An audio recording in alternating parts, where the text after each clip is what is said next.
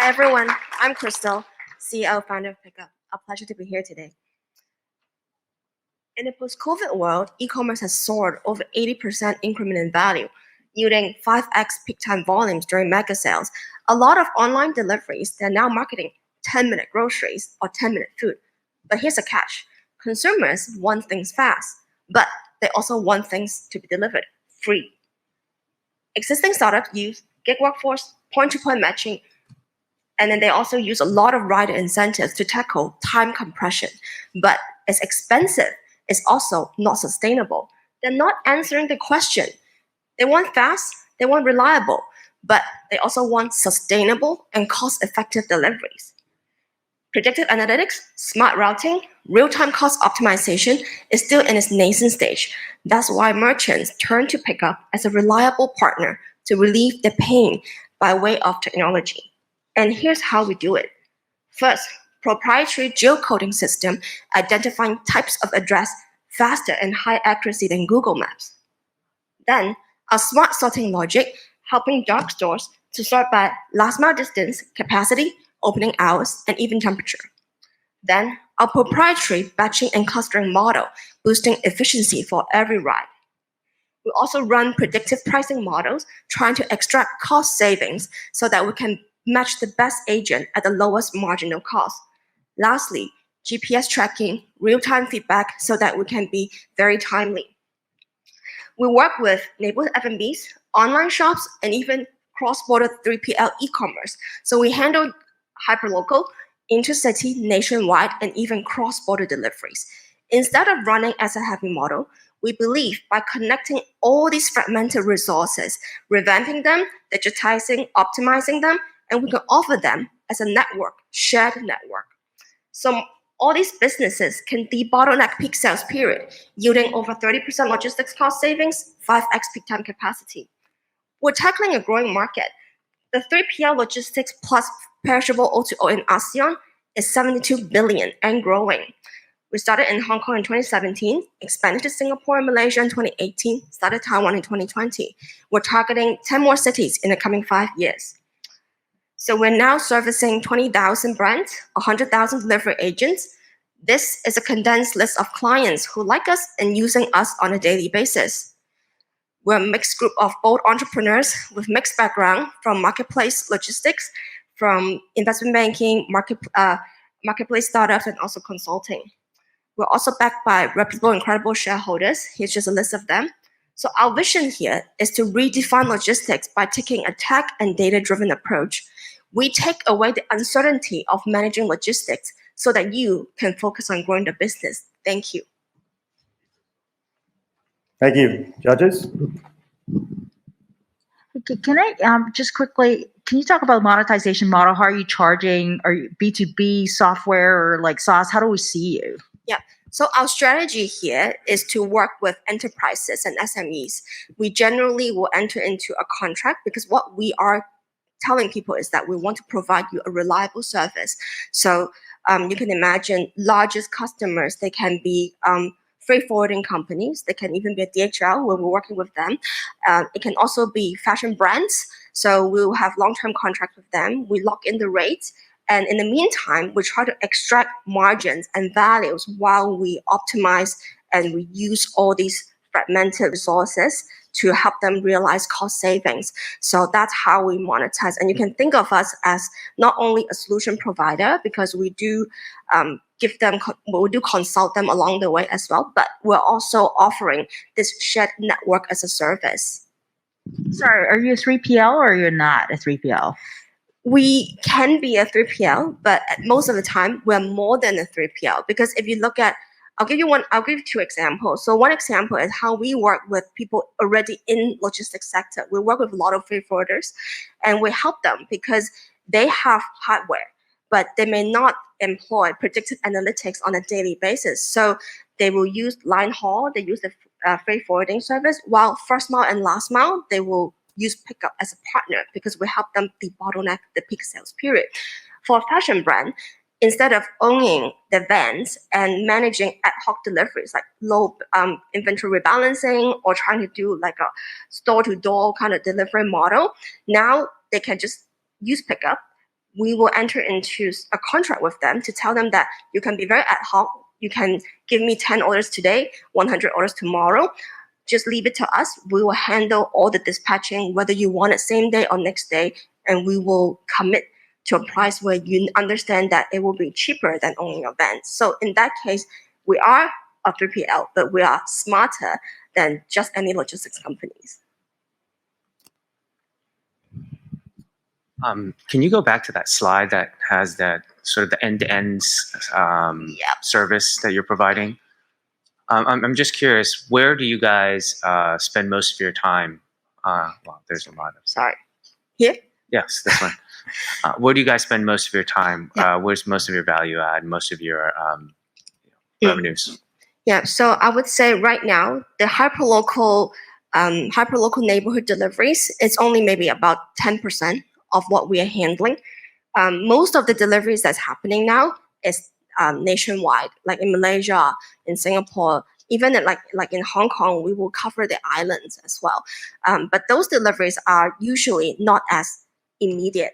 So you're talking about, we're taking Amazon Japan orders coming into Hong Kong. They're trying to keep to a certain SLA. How can we keep to same day we deliver 60% of the volume and then the rest 40% in the next day? So these will be a mix of using partner sorting centers, partner fulfillment centers.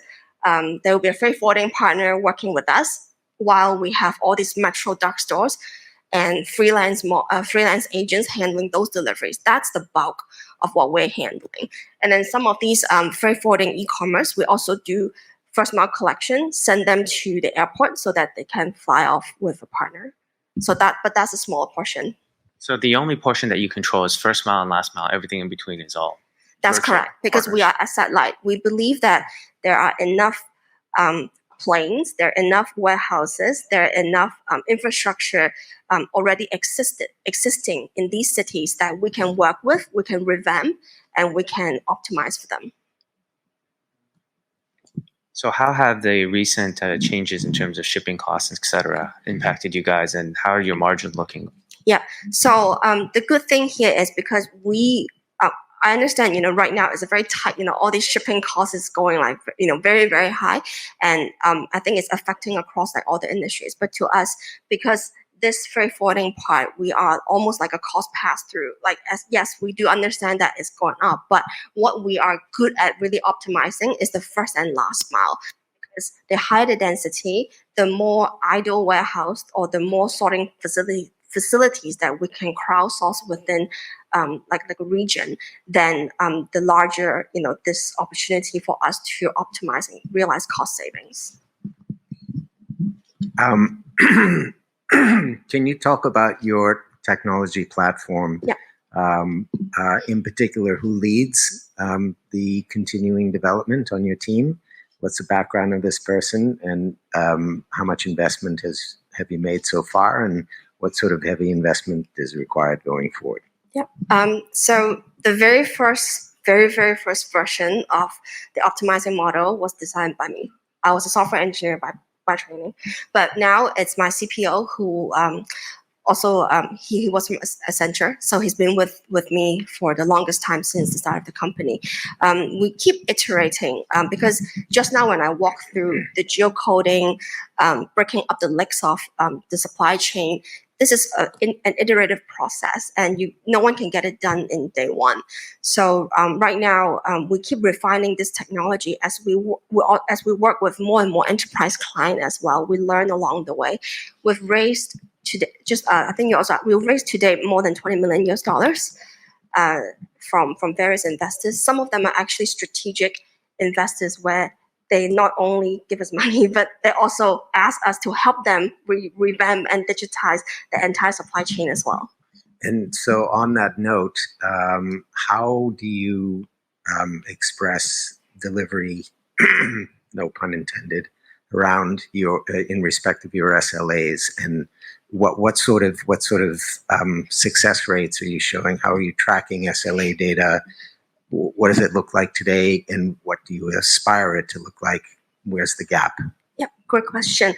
So right now, we keep to a very strict on-time rate. Like the on-time rate to us is always like, more than 95%. Like we're striving for, we know that, 100% perfect deliveries doesn't exist in this world, but we keep striving for that. And what we are trying to break through and offer our customer is that how can we keep shortening next day deliveries to same day or same day deliveries to half a day, and then we can keep the costs low.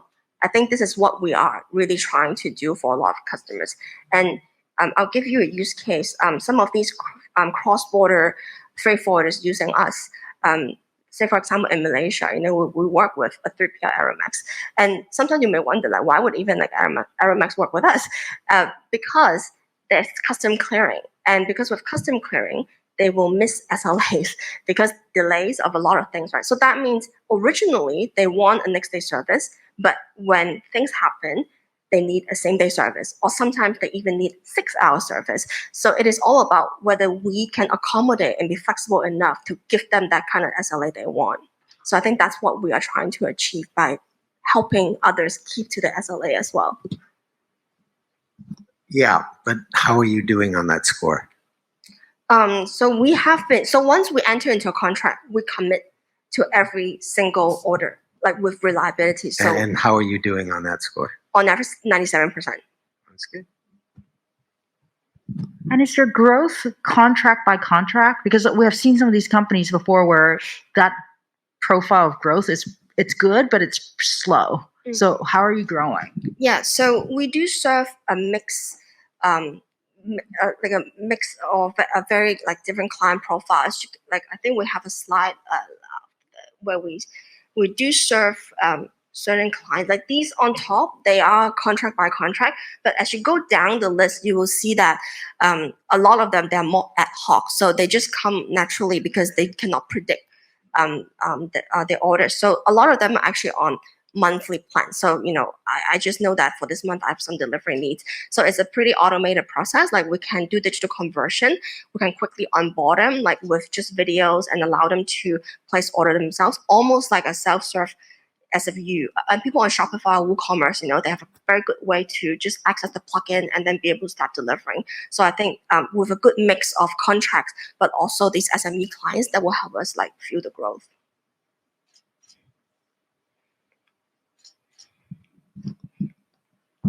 Full disclosure, portfolio company.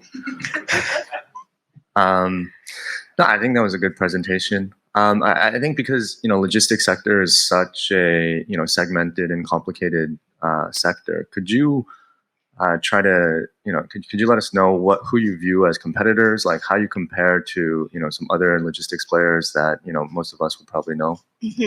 Yeah. So logistics is very competitive, and no question. But I think PickUpp's existence here, we're not here to say we take out like other players, because there are asset heavy players out there and they exist for a reason, because we're moving physical parcels. So what PickUpp is trying to do here is to work with a lot of these logistics players. So if you imagine maybe like an integrated player is like the iPhone environment, we are almost like an open source Android. We will work with everyone. As long as you have additional capacity, give it to me. I can help you optimize it. So we do, in a sense, compete with certain players, because if everything is done within the same system without outsourcing, obviously, there will be some sort of competition. But we're also seeing more and more cases that larger logistics companies are starting to work with startups like us, because they understand that the time compression issue is very imminent. So they're really looking for tech to solve it. Thank you. We've got 1 minute remaining, so a very short question. Can you talk a little bit about cash flows and margins, etc.? Yeah. So the ASPs on top are definitely much lower, because these are the bulk volumes that come with implied efficiency. So that's why we have a mix. We work with these clients for abundance, like efficiency. So like lower margins, maybe in the teens. But as we go down this list, all these brands and all these players where they cannot predict the order, then we can extract up to 50-60% gross margins with our predictive pricing models, as proven. Thank you very much, Crystal. Thank you, everyone. Thank you.